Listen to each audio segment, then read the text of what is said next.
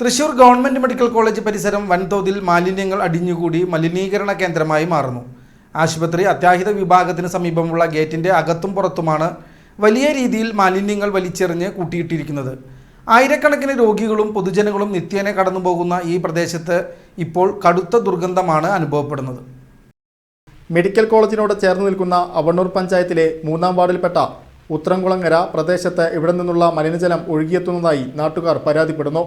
ഇത് പ്രദേശത്തെ കുടിവെള്ള സ്രോതസ്സുകളെയെല്ലാം ഗുരുതരമായി മലിനപ്പെടുത്തിക്കൊണ്ടിരിക്കുകയാണ്.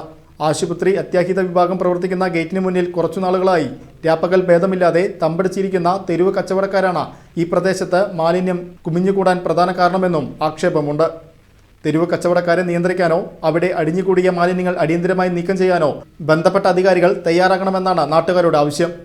തൃശൂർ ഗവൺമെൻറ് മെഡിക്കൽ കോളേജിൻ്റെ കാഷ്വാലിറ്റി പരിസരം മാലിന്യ കൂമ്പാരമായി മാറിക്കൊണ്ടിരിക്കുകയാണ്. മഴക്കാലം വരുന്നതോടുകൂടി ഇവിടുത്തെ ഈ മാലിന്യങ്ങൾ മുഴുവൻ ഒലിച്ച് അവണൂർ പഞ്ചായത്തിൻ്റെ 3-ാം വാർഡിൽ ഉൾപ്പെടുന്ന ഉത്രംകുളങ്ങര മേഖലയിലേക്ക് പോവുകയാണ്. അവിടുത്തെ കിണറുകളിലെ വെള്ളം ശുദ്ധജലം കുടിക്കാൻ പറ്റാത്ത രീതിയിലേക്ക് മാറിക്കൊണ്ടിരിക്കുകയാണ്. ഇവിടെ കഴിഞ്ഞ കാലങ്ങളിൽ നിന്ന് വ്യത്യസ്തമായി ഈ മേഖലയിൽ വ്യാപകമായി തട്ടുകടകൾ രാത്രി നേരങ്ങളിൽ പ്രവർത്തിക്കുന്നുണ്ട്.